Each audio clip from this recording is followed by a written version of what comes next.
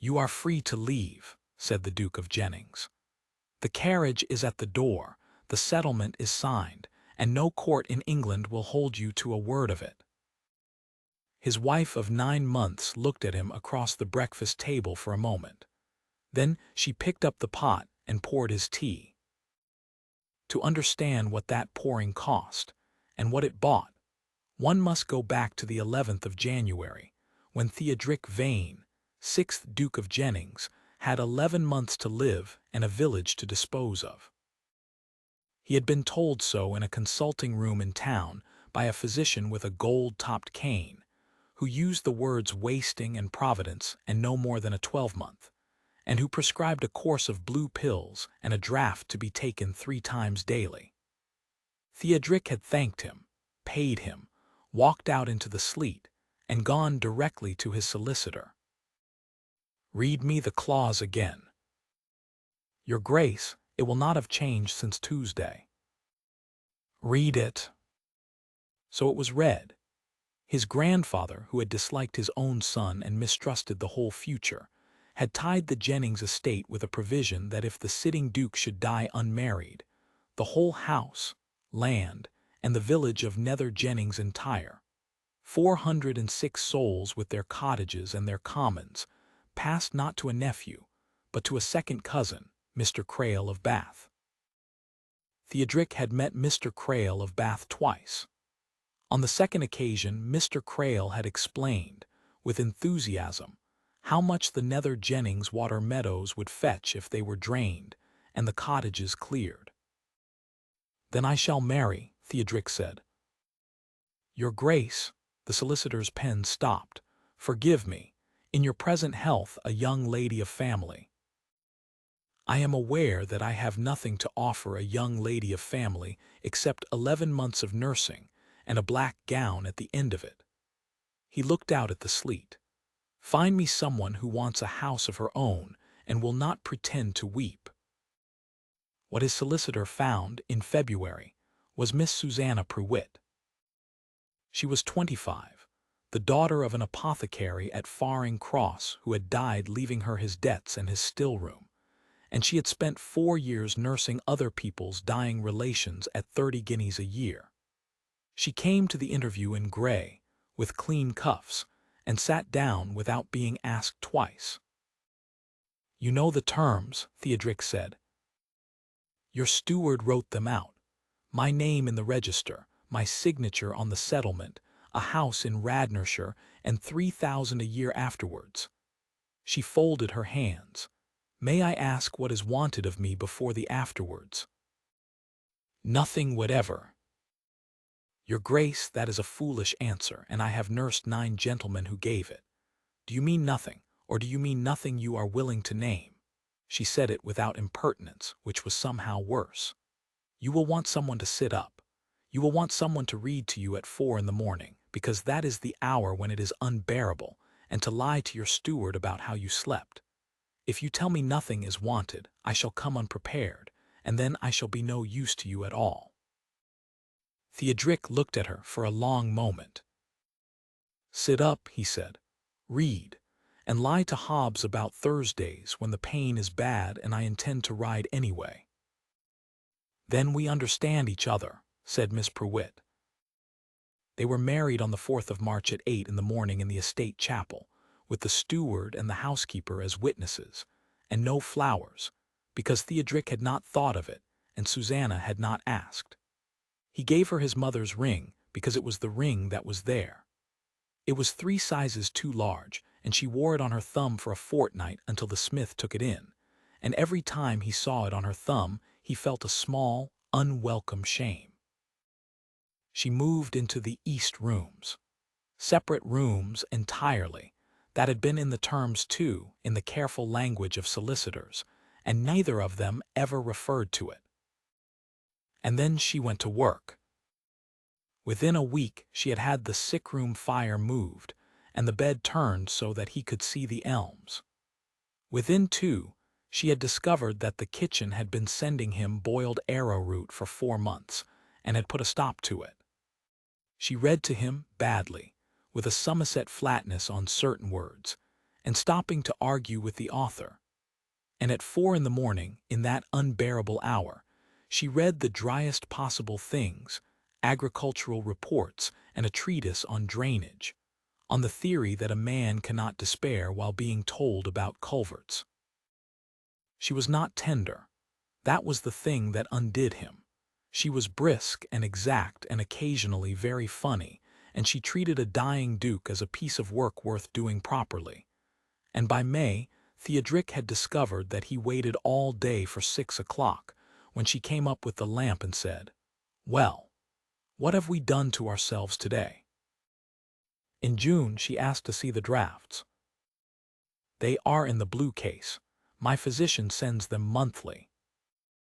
Susanna opened the case and did not say anything for a while, and then she took out the bottle and held it to the window and unstoppered it and smelled it, and her face changed. "Your Grace, who prescribed this?" "Sir Marcus Frayne. He is the first man in London." "He may be the first man in London." She set the bottle down very carefully as though it might go off. "My father sold this compound for 40 years. It is calomel and antimony and a quantity of laudanum to hide what the first two do to a man. Prescribed for a week it is medicine. You have been taking it 3 times a day since January." Her hands, he noticed, were not steady. "The gray line on your gums, the tremor in your left hand, the sores." "Your Grace, I have watched you decline since March, and I have been writing it down like a fool. And I have been writing down the symptoms of the cure." Theodric sat very still. "Say it plainly." "I think you are being killed by the treatment," said Susanna Pruitt. "And I think that under it there is a stubborn man with a bad liver and 30 years of life in him. And I do not know it, and I am not a physician. And if I am wrong, I shall have shortened what you have left." She looked up. "I want to stop the drafts. Today, all of them. I want Dr. Bellew from Faring Cross, who is nobody at all, and I want 3 weeks of milk, meat, air, and no blue pills. And I want you to understand that if I am wrong, I will have to live with it, and so will you, and not for long." The clock ticked on the mantel. "How long have you suspected this?" Theodric asked. "Since the first week." "Why in God's name did you not say so?" "Because I was a hired woman with a settlement in my pocket," said Susanna, "and you were a duke who believed the first man in London, and I have learned in 4 years exactly how such a conversation ends for a nurse." Her voice went unsteady for the first time since he had met her. "And because in the first week I did not care for you, and now I do, and I find I would rather be turned out into the road than watch it." Theodric held out his hand. "Give me the bottle," he said. He threw it in the fire himself. It burned green. The 3 weeks that followed were the worst of his life, and he remembered almost none of them clearly. He remembered being very cold. He remembered Dr. Bellew of Faring Cross, a small man in a rusty coat who apologized twice for the state of his gloves, and then gave orders like a sergeant. He remembered Susanna's voice at 4 in the morning reading him a report on the liming of clay soils, and stopping in the middle of it, and going on again. On the 20th day, the tremor in his left hand went out like a candle. By the middle of August, he rode to the top of the beech hanging and back, and was not tired, and sat on his horse looking down at Nether Jennings' 406 souls, the water meadows green as glass, and understood that he was going to live. He did not tell her at once. That was cowardice, and he knew it while he was doing it, and he did it for 9 days. Because the arithmetic had changed. On the 11th of January, he had needed a wife to save a village from Mr. Crail of Bath. He had bought one, on honest terms, at a price a woman with nothing had been right to accept. Every hour she had spent in his house since March she had spent as a paid nurse in a marriage she had contracted with a dying man. And now the dying man was not going to die, and she was bound to him for 40 years. He went to his solicitor on the 1st of September, and had the papers drawn, a deed of separation. The Radnorshire house transferred outright, the 3,000 a year settled irrevocably, and a letter to a proctor in town concerning the grounds on which a marriage in her circumstances might be undone. On the 9th, at breakfast, he laid them on the table beside her plate. "You are free to leave," said the Duke of Jennings. "The carriage is at the door, the settlement is signed, and no court in England will hold you to a word of it." Susanna looked at the papers, then she looked at him. "Explain it to me," she said. "You married a man with 11 months. You have given me 30 years instead. The debt is entirely mine, and I will not have it paid by you spending your life in a house you were hired into." He kept his voice level with some effort. "You have never in your life had anything of your own. Now you have a house in Radnorshire, 3,000 a year, and your own name back if you want it. It is what any honest man would put in front of you, and I have taken 9 days to do it, for which I ask your pardon." "9 days," she said. "You have been well since the 20th of August." "Yes." "And you spent 9 days having deeds drawn to send me away." "I spent 9 days," Theodric said, "trying to think of any way to keep you that was not the purchase of a woman by a man with 400 tenants and a great deal of money. I could not find one.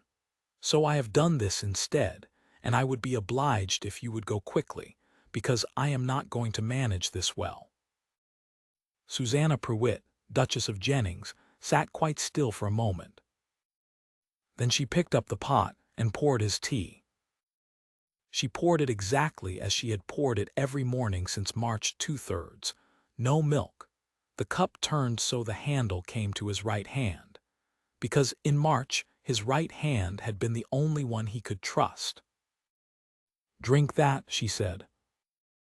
"Susanna, you have made 3 mistakes, your grace, and I shall take them in order, and you will not interrupt me, because I have sat up with you at 4 in the morning and I have earned this."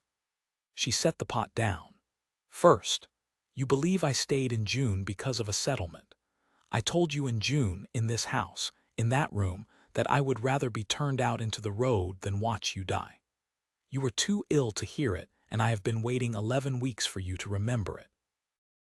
Second, you believe that a woman with nothing cannot make a free choice. I have made nothing but free choices since I was 21, and every one of them has been made with nothing, and they were not less free for it. Do not take the last of them away from me out of delicacy. Third, her voice did give then, and she let it. You believe you have nothing to offer me but money and a name. Theodric, I have nursed 9 men to the end of their lives, and I never once wanted the morning to come. Since March I have wanted the morning to come every single day. You argue with books. You had the fire moved because I asked and pretended it was your own notion. You told Hobbes the Thursday rides were my doing so that no one could blame me for them, which was a lie, and I have never told you I knew." She pushed the papers back across the table. "Keep your deeds, or rather settle the Radnorshire house on Dr. Bellew's daughters, who have no dowry between them, and give the 3,000 to the village school, and then ask me the question you have been too honorable to ask since June." The clock in the hall struck the half-hour. Somewhere below, a footman moved a scuttle. Theodric got up, went round the table, and knelt down beside her chair, which was ridiculous in a man of 41 in good health, and did not care. "Susanna Prewitt," he said, "I have been married to you for 9 months, and I have never once asked you, will you have me? Not the estate, not the settlement, and not the 11 months I hadn't got. Me, for however long the liming of clay soils allows." She put both hands to his face, ungloved, smelling faintly of the still-room. "Yes," she said, "you dreadful man, yes." They were married a second time on the last day of September in the same estate chapel, at 11 in the morning rather than 8 with flowers, because he had thought of it, and with the whole of Nether Jennings crowded in behind them, and Dr. Bellew of Faring Cross weeping in a new coat, and the bells going so long that the ringers had to be sent bread and beer. It was, strictly speaking, unnecessary. Neither of them cared to be strict about it. Sir Marcus Frayne of London received in October a letter of 2 pages, courteously worded, enclosing a paper written up by an apothecary's daughter and a country doctor, which was afterwards read aloud at 3 medical societies, and did his practice no good at all. Mr. Crail of Bath was informed by post that the water meadows would not be coming to him, and replied with congratulations of such warmth that Theodric had the letter framed. The Duchess of Jennings reopened the still-room in the old dairy and ran it for 32 years, and the village came to her door with its coughs and its burns and its babies, and she never once turned anyone away, and she never once let the physicians of the county call her Your Grace when there was work to be done. And every morning of those 32 years, at breakfast, she poured his tea 2/3, no milk, handle to the right hand. And every morning the Duke of Jennings watched her do it, and thought about a green flame in a January grate, and considered himself the most fortunate man alive.